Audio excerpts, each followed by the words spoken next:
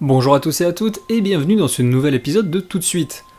Avant toute chose, je voulais vous remercier pour votre patience et j'ai plein de choses à vous annoncer à la fin de la vidéo, alors ne bougez pas. Lors du dernier épisode, nous avions abordé les deux premiers Shrek. Il est maintenant temps de s'attaquer aux deux derniers. Après l'énorme succès public et critique de Shrek 2, le studio a vite fait de plancher sur un nouvel opus. Mais cette fois-ci, ce n'est plus Andrew Adamson qui réalisera cet opus, mais un certain Chris Miller, épaulé par Raman Hui. Je sais pas si ça se prononce comme ça, mais bon, je dis Raman Hui. Ce fut la première réalisation pour Miller, qui par la suite réalisera le spin-off Le Chat Poté. Quant à Raman Hui, il n'avait pas non plus réalisé de très gros projets, mais réalisera plus tard les téléfilms dérivés de Shrek. Le film était attendu au tournant, il devait réaliser l'exploit de renouveler son univers tout en gardant ce qui fait le succès des films précédents, c'est-à-dire l'humour fin et l'envie de prendre constamment à contre-pied tout ce qui fait la sève d'un conte de fées. Autant dire que c'est complètement loupé. Sorti en 2007, Shrek le 3ème fait évidemment un carton, en dépit des critiques franchement pas positives. Analysons brièvement pourquoi. L'histoire est la suite directe de Shrek 2 et s'ouvre sur le prince charmant ridiculisé dans son nouveau travail d'acteur dans une vieille échoppe miteuse. Il décide alors que cette situation n'est pas normale et jure de se venger. En parallèle, Shrek ne supporte plus sa situation de prince de fort lointain et rêve de repartir dans son marais avec Fiona. Mais le roi meurt et il devient le seul héritier, enfin presque. En effet, un cousin éloigné nommé Arthur est un descendant légitime. Pour éviter d'endosser un rôle qui ne lui convient pas, Shrek part à la recherche de ce fameux Arthur, destiné à devenir roi de fort lointain, alors que l'ombre de Charmant et de son alliance avec d'autres méchants plane sur le royaume. Shrek, de son côté, expérimente l'inquiétude de son imminente paternité. Qu'est-ce qui ne va pas dans ce film ? Eh bien tout d'abord, c'est le scénario qui pêche. On suit plusieurs intrigues, à savoir l'intrigue principale de la recherche de Arthur, le plan de Charmant afin de subtiliser la couronne, et la crainte de Shrek face à son avenir de papa. Le souci, c'est qu'aucune de ces trames narratives ne suscite le moindre intérêt du spectateur. Le second problème, ce sont les personnages secondaires.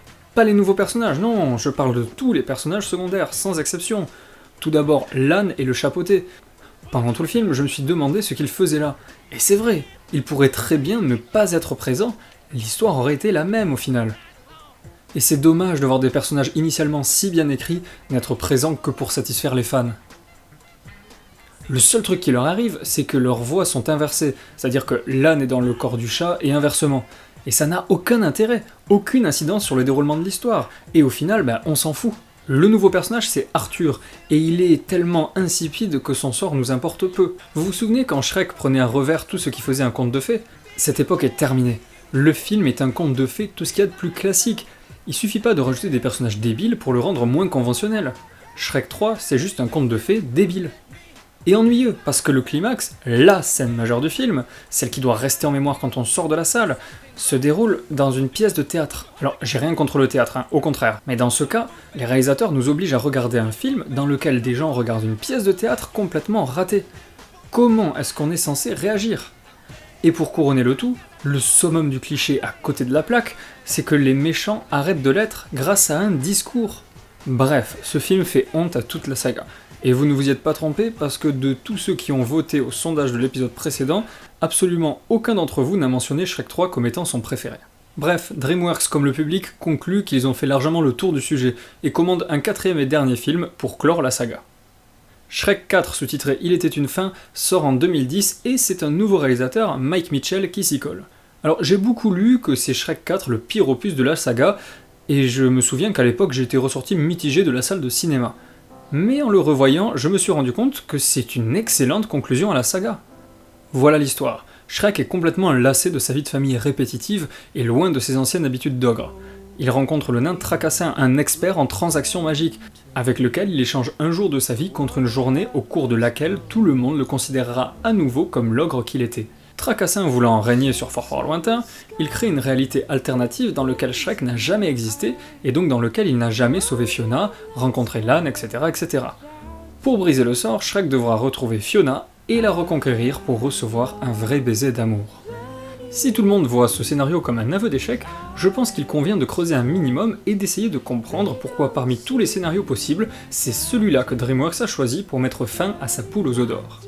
Comme je l'ai dit, l'épisode précédent n'avait plus rien de révolutionnaire. Shrek 1 et 2 étaient l'antithèse totale des contes de fées, mais le 3 avait enlevé ce côté irrévérencieux à la franchise. L'épisode 4 se sert de ce faux pas pour en faire son message. La vie que mène Shrek n'est définitivement plus celle qu'il vivait dans le premier épisode. Il est le héros de son histoire, le prince de son propre conte de fées.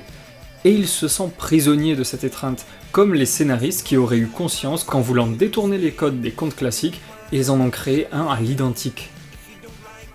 Et elle est justement là, l'idée de génie. Puisque Shrek est maintenant un conte, c'est Shrek qu'il va falloir revisiter. Ainsi, tout ce qui faisait le succès du premier opus est détourné. La princesse s'est délivrée toute seule, c'est Shrek qui devient lourd à essayer de devenir l'ami avec l'âne, et surtout, c'est Shrek qui a besoin d'un baiser d'amour sincère cette fois-ci. Des exemples comme ça, il y en a plein dans le film, et je vous encourage à le regarder sous cet angle. C'est touchant de voir Shrek se finir sur une autocritique, et de voir DreamWorks conscient de ses erreurs passées. En effet, plusieurs personnages inintéressants ne font pas partie de cet opus, comme Arthur par exemple. Évidemment, tout n'est pas parfait, et s'il y a de nombreuses incohérences, et même si je pense que l'histoire est un peu complexe pour les tout-petits, il est difficile de s'ennuyer devant cette belle conclusion.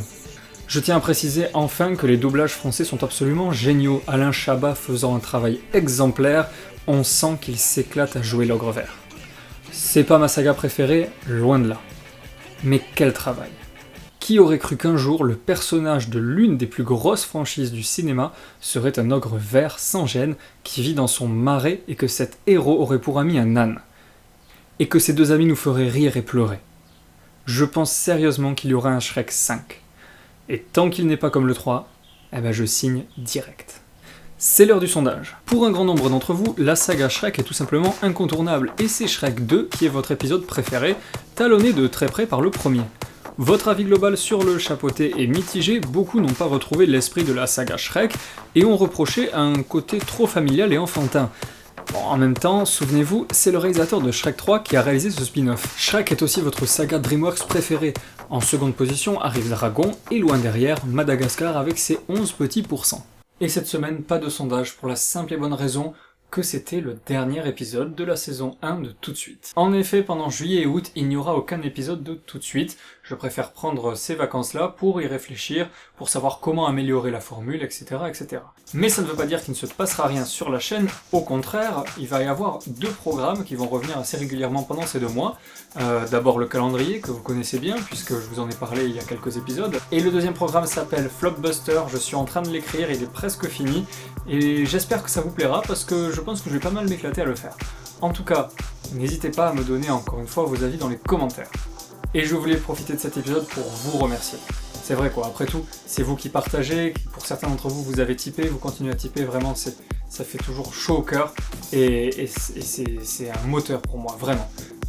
N'hésitez pas à m'envoyer des petits messages sur ma page Facebook, à partager mes vidéos, ma chaîne, c'est comme ça que je me fais connaître, c'est comme ça que vous êtes de plus en plus nombreux à suivre tout de suite. Et c'est un projet qui me tenait à cœur et je vois que ça marche et vraiment c'est grâce à vous, alors merci. La prochaine vidéo qui sortira sera donc le calendrier consacré aux sorties du mois de juillet.